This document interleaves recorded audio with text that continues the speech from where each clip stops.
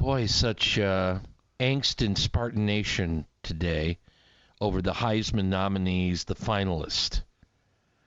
No Kenneth Walker III, man.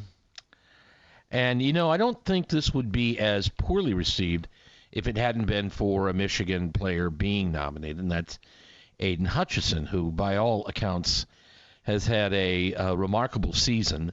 But does it measure, and don't say, Dave, you're talking out your side of your ear with I voted for many years for the Heisman Trophy. I was proud to vote for it. I did not treat it as a joke. I took it very seriously because I thought it needed to measure up the finest player in the country. Not necessarily the most valuable player, but the best player. And was Walker one of those this year? I say he was, but it's, when you vote for this, the worst year was the year I voted for Charles Woodson of Michigan because I thought he was the most dominant player in college football, and he took away half the field.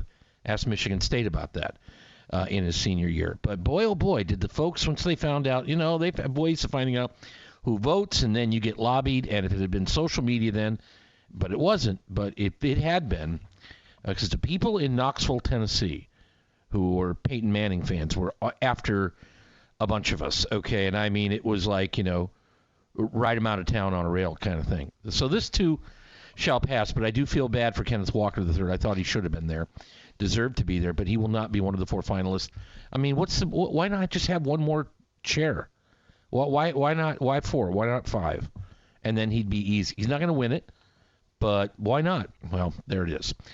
We're going to welcome in our good friend. I know somebody's thought about this overnight, too, is our good friend John Braccio, Regional Psychological Services in East Lansing, drjohnb.com for the podcast. Good morning, sir. Well, good morning to you, Dave. And I do agree. I think he deserved to be there. On the other hand, this is what happens in life, so you just have to move forward. But what a great year. What a unique runner. What unique experiences. And I guess his 5 touchdowns against Michigan really were less important than the fact that Michigan couldn't stop him. But on the other hand, these are things in life, and part of what you kind of acknowledge, these things can happen. But it was kind of a fairy tale with him and Tucker coming along, a team picked for last in the East, to play so well. But again, we move on, and let's get ready for the Peach Bowl. And indeed, that'll be occurring on December 30th in Atlanta, and in a great matchup, a terrific matchup, voted by many to be one of the favorite bowl games to watch, Michigan State and the Pittsburgh Panthers. Now, Doc, we've been talking about ADHD spectrum here and we were talking about kids, but adults are not missing from the spectrum. It's a very important area to look into. Well, I think that's really true. And when you particularly look at the potential problems that can occur, but again, if you consider the ADHD hallmarks of inattention, lack of focus, impulsivity, and hyperactivity in some combination, you can see how these can really torpedo the best efforts of a person. And the typical types of problems that occur with a person not diagnosed with ADHD and trying to get some form of, whether it be some combination of medical or behavioral, technique strategies to overcome it.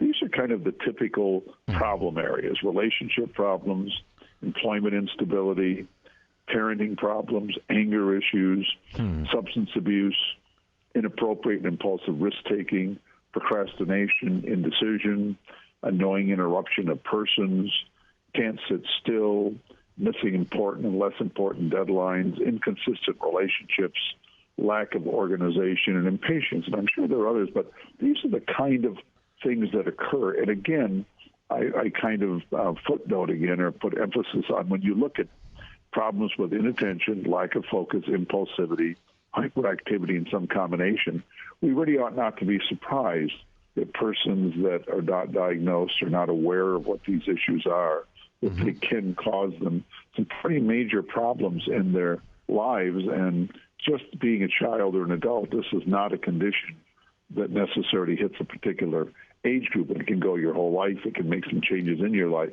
So we've been amazed over the years to find that probably close to 50%, if not 50% of the evaluations we do are with adults, where maybe 15, 20 years ago, it used to be exclusively children. It was seen as a children's condition, but then over time, people have realized, well, wait a minute, I've been fighting this or dealing with this my whole life. My child has it, and I have it, because this clearly can run in families. So it is an area to really take a look at. Now, there are people with some of these characteristics that have learned how to overcome them, which is good. But there are many that have not, and leads to a lot of issues and a lot of problems in lives for persons that have ADHD. Doc, a very close friend of mine from college wasn't diagnosed until, I want to say, he was just about 40 years old. And the difference, though, in, I guess, what I would call his overall quality of life and lifestyle after being diagnosed, having meds, having therapy, counseling, it's like night and day. I mean, his level, that's how much of a difference it made, and that's how problematic it was. Had nothing to do with his talent level, intelligence, all these, really high, smart guy. But all the boxes you were ticking off, they were being checked those boxes. And he really got it turned around. So, I'm wondering if this can be a game changer, a life changer, as you say, for many adults when they finally get a diagnosis. Well, there's no question, Dave. I mean, if you can identify these problem areas and learn how to cope with them, a lot of people spend so much time with procrastination, not completing things, not meeting deadlines, impacting, like never listening to people, being accused of never listening, or interrupting people, trying to finish conversations for people. These are things that occur.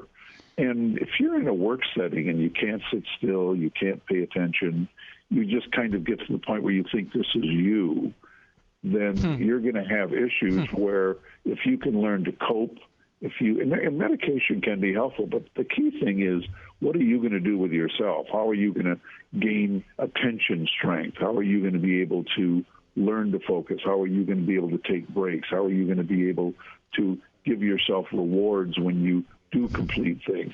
Or when do you give yourself more time to do things, taking breaks, or being realistic about how much time you're going to need, taking into account your particular personality traits? These are things we all have to do as people.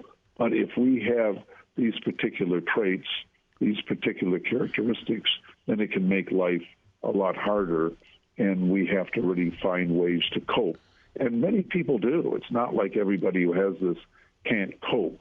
But again, identifying it, coming up with a treatment plan, implementing it, whether it's a combination of counseling, medication, however the person does it, it's really critical to move forward. I would say there's never a time when I'm not working with a few people in counseling or often doing assessment, but adults that are saying, hey, doc, these are problems and issues I'm having right now. So it's things we can read up on it, we can work at it, but these are these hallmarks. We shouldn't be surprised that they lead to particular problem areas that I mentioned here, because really procrastination, all of these things can be the result: not completing activities, not getting things done, problems in relationships, not listening, not attending, missing deadlines. These are pretty major problem areas when you mention them one by one. How troublesome is it to get people to follow through,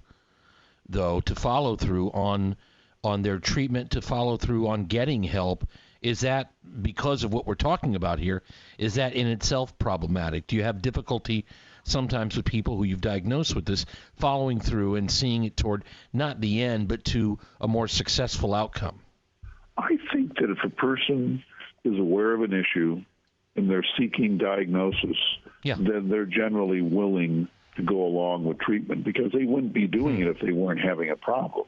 Because, you know, Dave, you can have a lot of these traits, and if you learn to cope with them and understand who you are and how to deal with those problems, then you're not going to be worried about diagnosis.